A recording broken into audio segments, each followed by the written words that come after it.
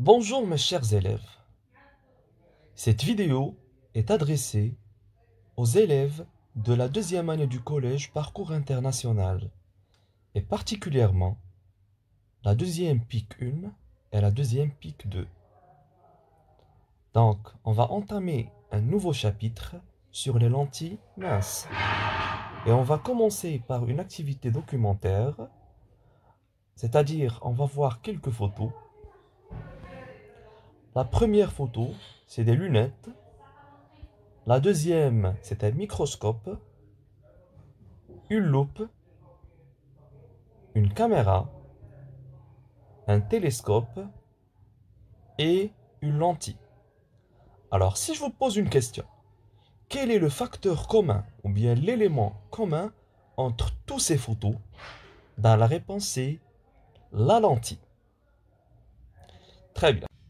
Alors, tous ces systèmes optiques sont constitués avec des lentilles. Qu'est-ce que ça veut dire une lentille? Qu'est-ce qu'une lentille? Et quels sont les différents types de lentilles?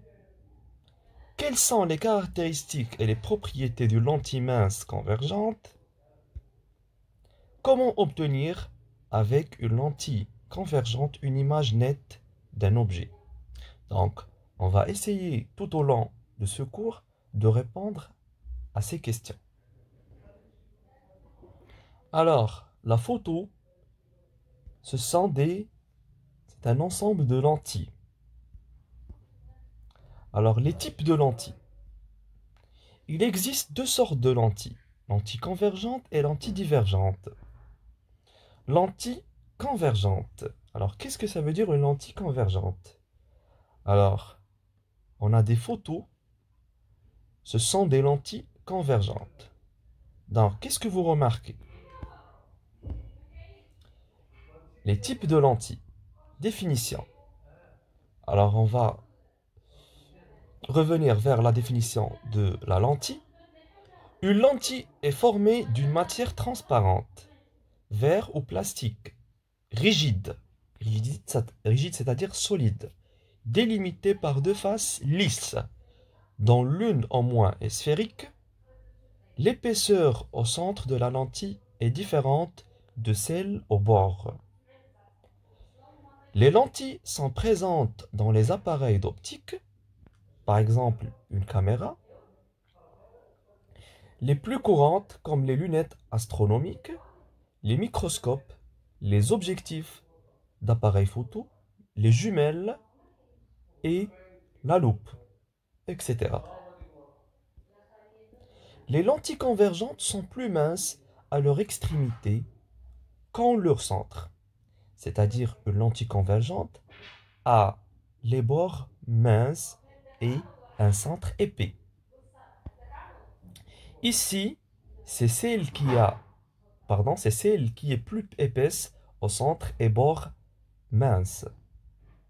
Le symbole d'une lentille convergente est donc, c'est ça le symbole d'une lentille convergente. Deux bords minces et un centre épais. Alors, on va voir comment les rayons lumineux traversent une lentille convergente. Après avoir traversé la lentille convergente, les rayons lumineux se rejoignent, c'est-à-dire se rapprochent, ou bien se convergent. En un point, les rayons se rapprochent les uns des autres, et donc c'est pour ça que je l'appelle une lentille convergente. Parce que lorsque les rayons entrent à travers une lentille convergente, ils convergent. Les lentilles divergentes. Alors vous avez des exemples de lentilles divergentes.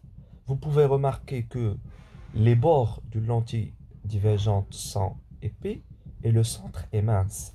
Donc les lentilles divergentes sont plus larges au niveau de leur extrémité, c'est-à-dire les bords, qu'en leur centre, c'est-à-dire bord épais et centre mince.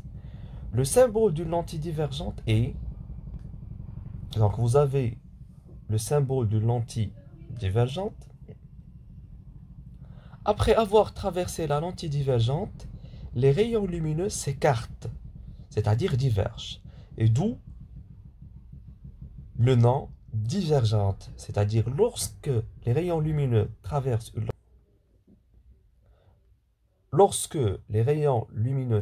une lentille divergente, ils divergent. Troisièmement, schéma d'une lentille. Alors, pour tracer une lentille, alors j'ai les symboles.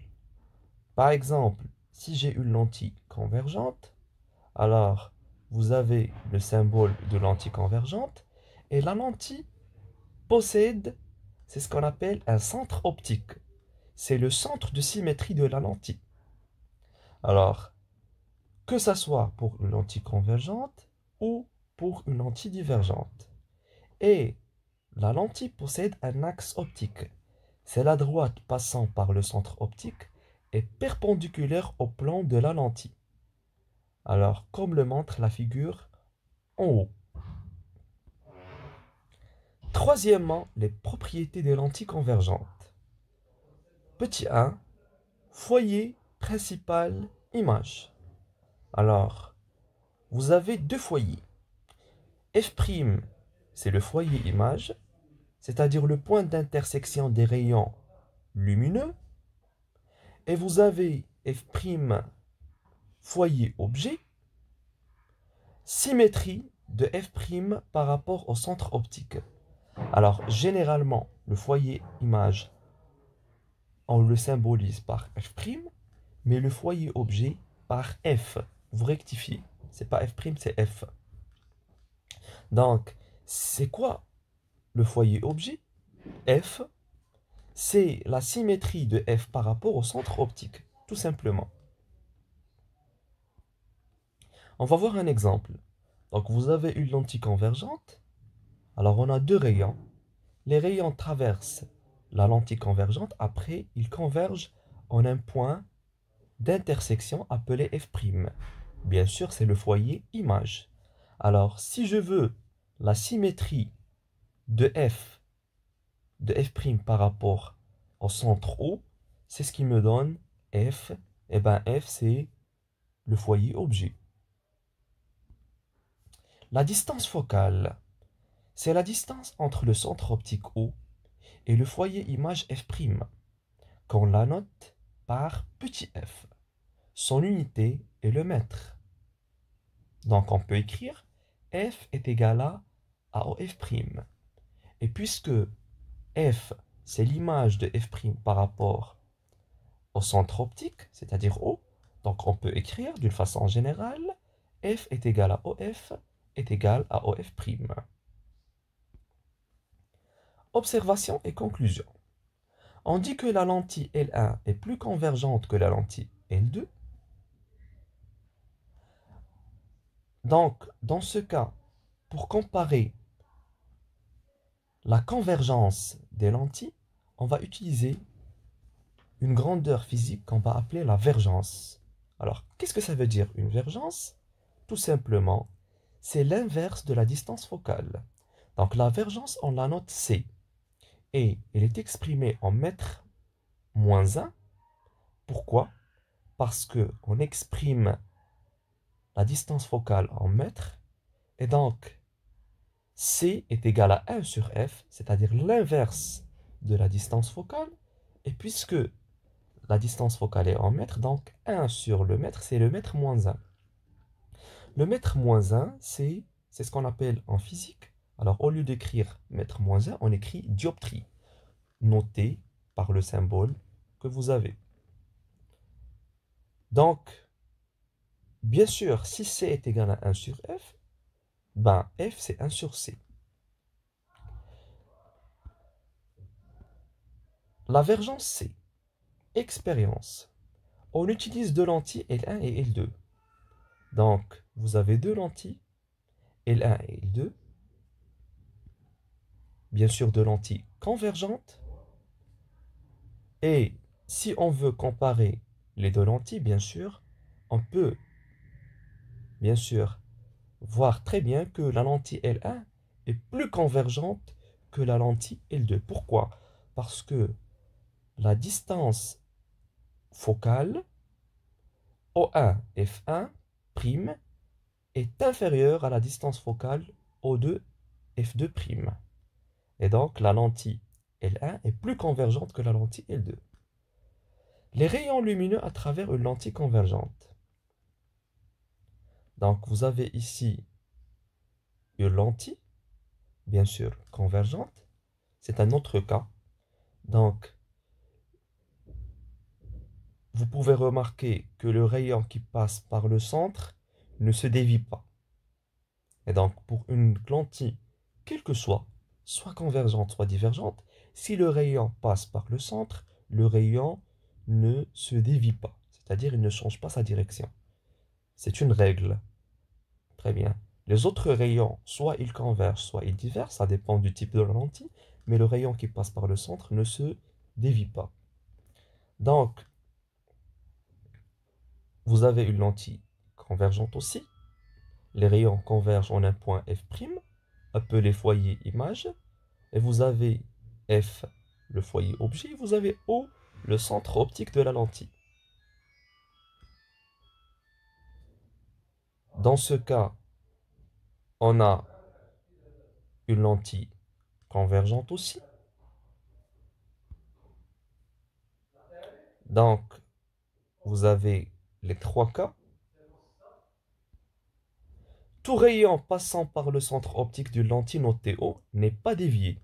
Donc, c'est ce qu'on vient de dire. Tout rayon lumineux parallèle à l'axe optique passant par le foyer image F', après avoir traversé la lentille. Et tout rayon passant par le foyer image passant parallèle après avoir traversé la lentille.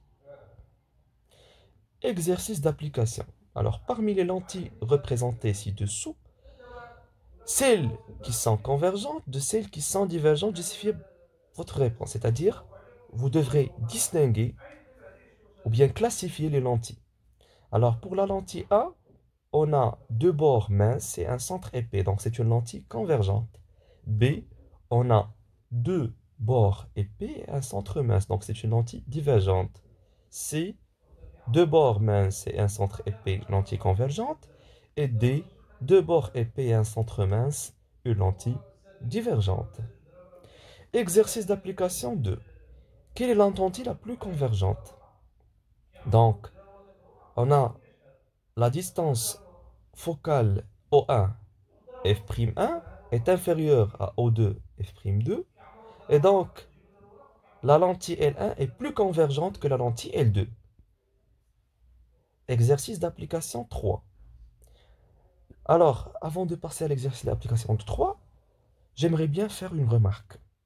Alors, si on veut comparer la convergence de deux lentilles, soit on la compare à travers la distance focale, c'est-à-dire la lentille la plus convergente, c'est elle qui possède la plus petite distance focale. Et on peut la comparer à travers la vergence.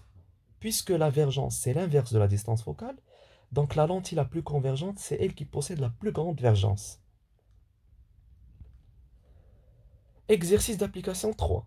Soit deux lentilles L1 et L2, de distance focale respective 5 cm et 10 cm, calculez la vergence de la lentille L1. Calculez la vergence de la lentille L2. Quelle est la lentille la plus convergente? Justifiez votre réponse. Pardon, réponse c'est par ON. C'est une faute de frappe. Exercice d'application 4. Soit deux lentilles L1 et L2 de vergence respective 20 dioptries et 50 dioptries. Calculez la distance focale de la lentille L1, calculez la distance focale de la lentille L2. Quelle est la lentille la plus convergente? Justifiez votre réponse. Tracez le schéma des rayons à travers chaque lentille, L1 et L2. Donc, ce sont des applications. Donc, l'exercice d'application 3, l'exercice d'application 4, ce sont des exercices à faire chez vous. Et donc, vous m'envoyez les réponses dans les commentaires. Donc, j'attends votre réponse. Merci.